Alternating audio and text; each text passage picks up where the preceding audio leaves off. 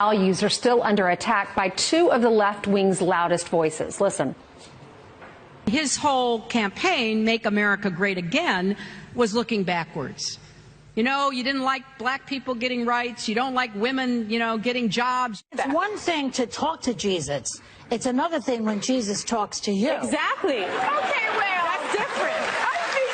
That's different. That's called mental illness, if I'm not correct. But I'm hearing voices. Between Hillary trashing America's heartland and Joy Behar's mockery of Christianity, are Democrats out of touch with real American values? Here to debate this is RNC spokesperson Kayleigh McEnany and Fox News contributor Jessica Tarlov. Jessica, I started with you last week, so Kayleigh, I'll start with you this week. What are your thoughts? Is this going to hurt the Democrats?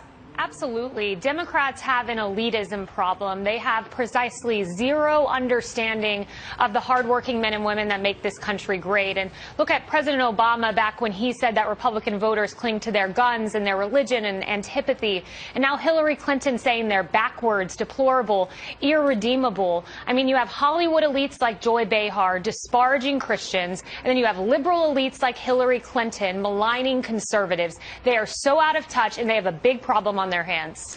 Yeah, Jessica, Hillary Clinton, she's in India. She's not even on American soil saying all of this. And she's saying that Trump supporters, you don't like black people getting rights, you don't like women getting jobs, you don't want to see the Indian Americans succeeding more than you are.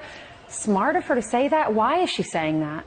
Oh, I'm not sure. I certainly wouldn't have told her to say that on Indian soil or American soil. I think there is a very productive way that Hillary Clinton can be a continually great messenger for Democrats. I think that she has a powerful voice. I think that she understands the issues. She does understand the importance of inclusivity and diversity and policies that will raise up all Americans. But that's not the way to go about talking about it. As for the Joy Behar comments, I think it would be fantastic if The View would have a segment talking about this. That's what The View is supposed to be about, talking about controversial topics. They have Meghan McCain sitting there now, who certainly would bring the conservative voice to this.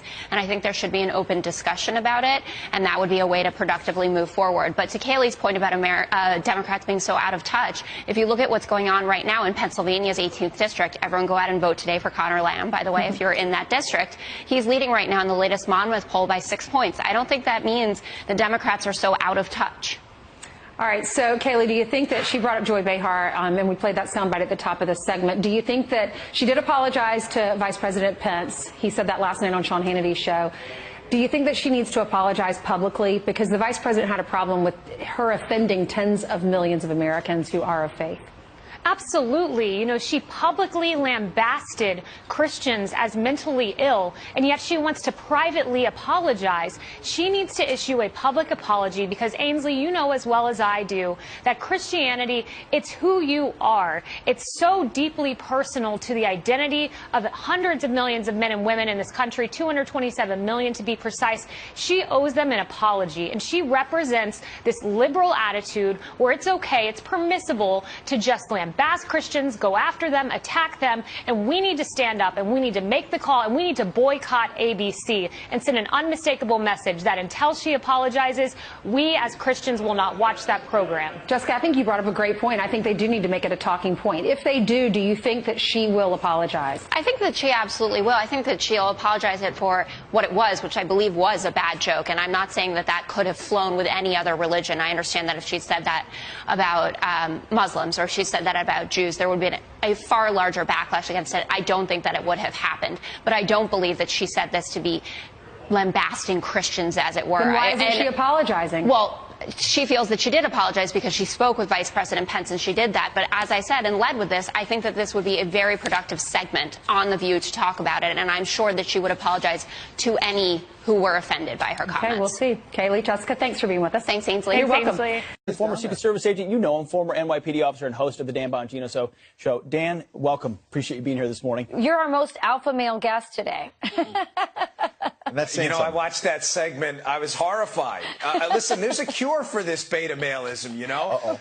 Get out there, do some darn manual labor, start deadlifting, get in a mixed martial arts class. If you're chop some wood like Sean, get out there and do some soul purifying manual labor. It'll cure you of beta maleism tomorrow. All right, deadlifting. Speaking of purifying the soul, let's talk a little bit about Susan Rice and what happened at the end of the Obama administration. And now this book is coming out and saying that part of the Obama cybersecurity team went to her and said, we want to go after Russia. This whole deal that Democrats are now saying, this is a threat to our democracy. Why isn't more being done by the Trump administration? The Obama administration wanted to do something, and Susan Rice said no.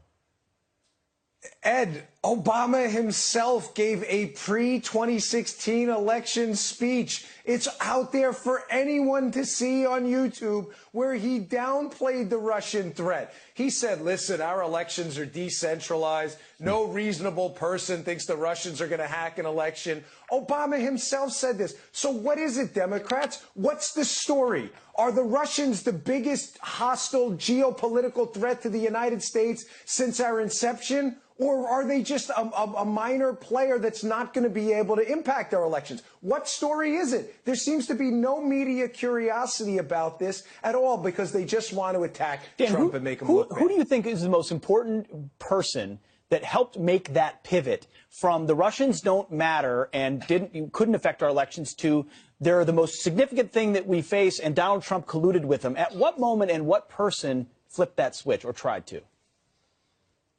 I think after the election, the Obama team needed to cover their tracks. Who specifically, outside of the man himself, Barack Obama? I'm not sure. I know John Brennan's a major player in this.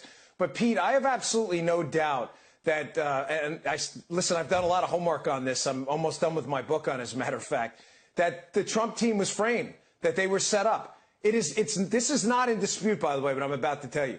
You know that game 6 Degrees of Kevin Bacon where everything gets back to Kevin Bacon? They should call this game 6 Degrees of Hillary Clinton. Look at every single source of information, negative information about the Trump team and their so-called collusion that didn't happen. Every single source is somehow connected to Hillary Clinton or somebody Hillary Clinton and her team. Andrew McCabe. I challenge you to find me another one. Every source. We're going to move on. We're going to move on to Downer, everyone. Okay, Dan, let's talk about immigration because it's still a hot topic. We have Senator Kamala Harris, who's now come out and defended the mayor of Oakland, who alerted all the, felons and criminals, illegal aliens about the ICE raids. What's going on here? Are the Democrats trying to make ICE are the bad guys? Is this like a campaign platform for them now? Yeah, it is. I mean, listen, to Democrats, immigration is not about immigrants. Folks, I'm sorry, but if you think that, you have been wildly misled. It is not about immigrants. It is about votes. It has only been about votes. It's been about votes because they need to replace the working class voters they're losing by talking about tax cuts as crumbs with people coming into the country illegally that they can get to vote later on. This is a disgrace. This Oakland mayor, I don't get this at all. I mean, what are you going to say to a parent, God forbid, and I mean that. Later on, you have someone here illegally with criminal tendencies who runs your kid down on the road or assaults them or robs them or even worse. What do you say to that if that person might have been deported despite the fact that the Oakland mayor gave them a warning beforehand? This is disgraceful. I mean, do we live in a constitutional republic anymore? Do laws even matter to Democrats? Well, that's disgusting. That's a key question of how it will manifest, not just in 2018, but 2020, because some thought, hey, this Oakland mayor's got to be an outlier. But then you've got a senator like Kamala Harris doubling down and saying, I think Mayor Schaaf is doing exactly what she believes in the best interests of her community, and I support that 100%. You also have headlines like this from The Nation saying it's time to abolish ICE. So will we get to a point where conservatives and Republicans say, hey, our laws need to matter and we support immigration policies, and the left says we shouldn't have ICE at all? Is that really where we're going? Yes, I mean, they're entirely hypocrites on this, the Democrats. I mean, listen, Obamacare was a disaster for me, total disaster. But Democrats' position on that was, hey, man, it's the law. You got to follow it no matter how bad the stink level of Obamacare was. But then when it comes to immigration, well, that law, that doesn't really matter. Well, why? Because immigrant communities will largely vote just based on historical records for Democrats, where they can give away, they can. Really quick, they lost on that. Why would they double down on immigration when that's why they lost this election? The presidential Because, Rachel, they don't have anything else. What are they going to run on? We're going to hike your taxes. We're going to take your health care and send your kids to a crap school. What's their campaign side for 2020 other than illegal immigrants? Please vote for us. They don't. What's their backup plan? They don't have a backup plan. They don't have